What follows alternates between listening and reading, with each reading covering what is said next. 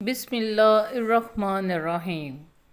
بیٹے اگر اولاد نرینہ ہوتے ہیں تو بیٹیاں بھی اولاد نگینہ ہوتی ہیں، اور ان نگینوں کو ٹھیس نہیں لگنی چاہیے، چاہے وہ اپنی ہوں یا پرائی۔ نماز تب سکون دیتی ہے جب تم سکون سے پڑھو۔ جب مائیں رخصت ہوتی ہیں تو زخموں کو سلائی کرنے والی سوئیوں کو زنگ لگ جاتا ہے۔ زمین پہ محبت کی ترجمانی کے لیے قدرت نے جو چیز بنائی ہے وہ صرف اور صرف ماں ہی ہے۔ فرمان مصطفیٰ صلی اللہ علیہ وسلم ہے، مسواک کے ساتھ نماز پڑھنا بغیر مسواک کے نماز پڑھنے سے 70 گنا افضل ہے۔ سچائی یہی ہے کہ آج کے بچے اسی کھائی میں ڈوبتے جا رہے ہیں۔ پرفیوم کی بوتل ٹوٹنے پر شدید خوشبو ضرور آتی ہے، لیکن آخری بار، لہٰذا جو آپ کے ساتھ مخلص ہے انہیں بیوقوف مت سمجھیں۔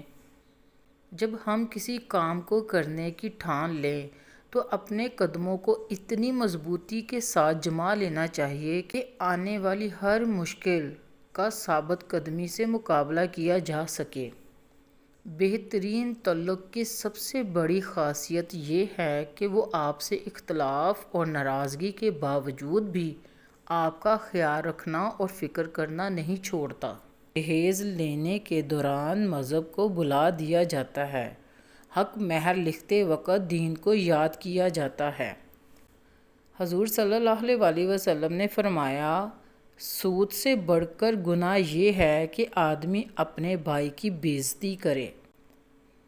فرمان مصطفیٰ صلی اللہ علیہ وسلم ہے، علم حاصل کرو، علم کے لیے بردباری اور وقار سیکھو، اور جس سے علم حاصل کر رہے ہو اس کے سامنے عاجز و انکساری اختیار کرو۔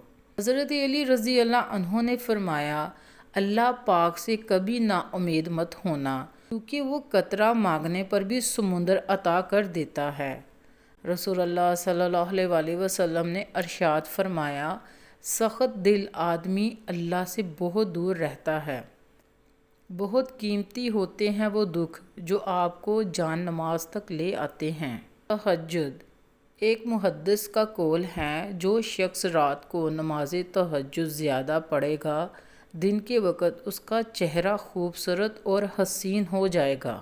غیبت کرنے والا اگر توبہ کر لے تو سب سے آخر میں جنت میں داخل ہوگا، اور اگر توبہ نہ کرے تو سب سے پہلے جہنم میں داخل ہوگا۔ ہر آنکھ اپنے عیب سے ہوتی ہے بے خبر، ہر ہاتھ کھینچتا گریباں اوروں کا۔ دنیا کی ہر چیز انسان کی خدمت کر رہی ہے۔ اگر کوئی انسان کو تکلیف دے رہا ہے تو وہ انسان ہی ہے۔ حضرت علی رضی اللہ عنہ نے فرمایا، 3 لوگ ہمیشہ پریشان رہتے ہیں، مددگار، وفادار اور دل کے صاف۔